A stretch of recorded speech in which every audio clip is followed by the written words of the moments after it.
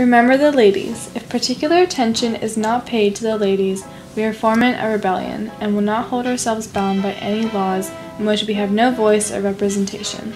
Abigail Adams wrote to her husband John in spring of 1776 to urge the inclusion of women's rights in the Declaration of Independence. This comment marked the beginning of the centuries-long battle for women's suffrage in America. Before the suffrage movement, women were highly unregarded in society. Women were not provided with an education. The few jobs available to women did not require any schooling. Otherwise, they were simply housewives. Working women also endured harsh labor conditions. They often worked 12-hour days, being paid less than men, well under minimum wage.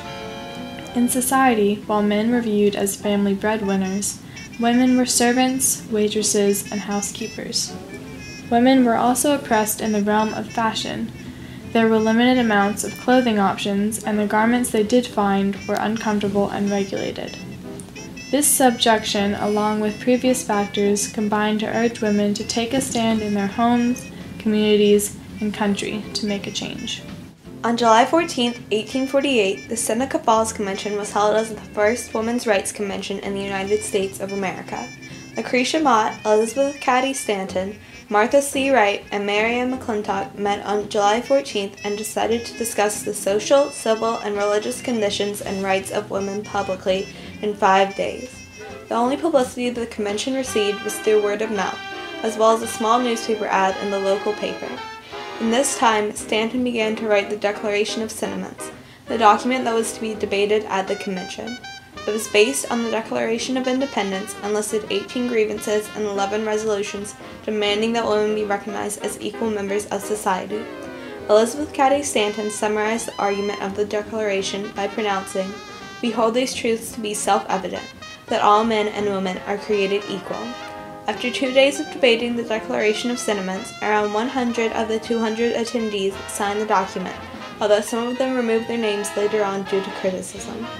Many men also signed, including freed slave Frederick Douglass, who urged women to support the Declaration of Sentiments. This convention, along with one that took place in Rochester a few days later, were highly criticized amongst the press. Stanton took this in stride, however, claiming that she valued any sort of publicity. The Declaration of Sentiments laid the groundwork for women's rights and the rest of the suffrage movement.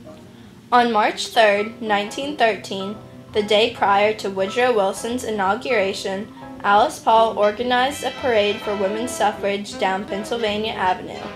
Inez Milholland Boissevain led the parade riding on a white horse. The procession consisted of 9 bands, 4 mounted brigades, 3 heralds, 24 floats, and over 5,000 marchers waving purple and gold banners, with the men bringing up the rear. The parade went smoothly for the first few blocks, but eventually the male spectators flooded the streets, only allowing a single-file line of women through. Men tripped, shoved, heckled, and shouted at the marchers. Police officers there to keep the peace instead took place in the kerfuffle. Even with the complications, the protesters reached the end of the parade at the Treasury Building. The parade ended with a pageant on the steps of the Treasury Building, illustrating justice, charity, liberty, peace, and hope. The 19th Amendment to the Constitution was ratified on August 18, 1920, granting the women the right to vote. In order to get passed, the amendment had to slide by the House of Representatives with 2/3 majority vote. The measure was ordained with an additional 42 votes. The edict barely survived the Senate, coming out with 2 votes over the necessary 2/3 majority. 3 years later, the Equal Rights Amendment was ratified, granting all men and women equal rights in the United States of America. Women created a new culture of the 1920s, which developed from the new freedoms. Smoking, drinking alcohol, listening to jazz music, and dancing new dances like the Charleston swayed the established stereotypes. New machines and technologies such as the vacuum cleaner and the washing machine allowed more free time for women, increasing the amount of women in the workforce. Millions of women were now employed in white-collar jobs such as stenographers, clerks, and phone operators. Women were also exploring the entertainment business. Singer Bessie Smith was well known throughout the period as the Empress of Blues for her emotion and the intensity behind every song. It may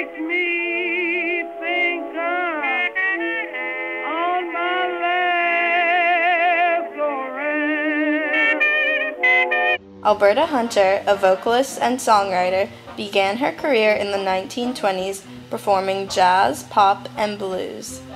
America's sweetheart of song, otherwise known as Ruth Etting, was a notable singer in the 20s as well. Etting recorded songs as well as appearing on Broadway musicals and motion pictures. This new type of music encouraged men and women to dance and have fun in new clubs. Actress Clara Bow rose to fame in silent films and is best known for her role as a plucky shop girl in the film It, and is known as the It Girl. Bow was said to have personified the Roaring Twenties and has filmed a total of 57 films, 46 silent, and 11 talkies. Fellow actress Lillian Gish was known as the First Lady of the American cinema, taking part in stage, screen, and television acting. The American Film Institution has named Gish as one of the greatest female stars of all time. These actresses were inspiring role models for women of the 1920s. The women of the 1920s presented a new fashion in clothing and hairstyles scandalous to the early 20th century. Trendy young women were nicknamed flappers for their bold, confident, and sexy personalities so contrary to the buttoned-up women before this time. Flappers cut their hair from long, respectable do's into short new styles now known as the bob. They wore flowing just above the knee styles, which promoted freedom and made more modern activities such as driving, working, or participating in sports easier. The fast-paced flappers liked to join in on the new freedom-filled fun of the decade. The 1920 Olympic Games were the beginning of a new era as female swimmers became the first American women to become full Olympians. Ethel Bloodtree took gold in all 3 swimming events, and 14-year-old Aileen Riggin won gold in springboard diving. As the number of female athletes in the states was growing, many organizations formed such as the National Women's Athletic Association and the National Amateur and Athletic Federation, which equalized boys' and girls' athletic programs. In 1922, track and field events opened up to women, showing the advancement of women in sports. A major accomplishment for women was achieved when Gertrude Ederle swam the English Channel. 3 weeks later, Mrs. Clemington Corson made the same swim faster than any male swimmer.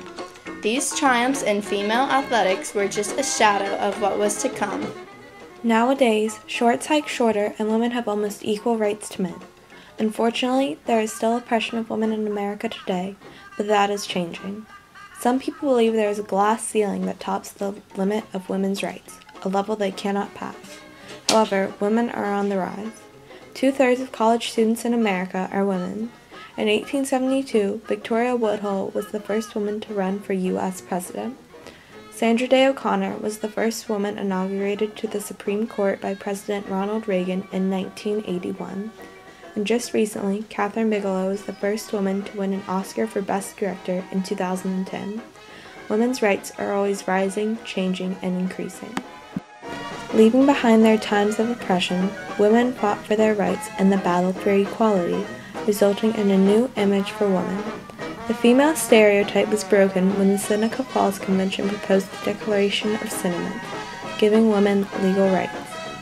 Flappers cut their hair and danced the Charleston, demonstrating new ways of thought and behavior. Women have shown strides in music, movies, and sports. The Roaring Twenties was a period of revolution in the culture of women with the women's suffrage movement, the turning point for change. The women of the 1920s forever changed the image of American women.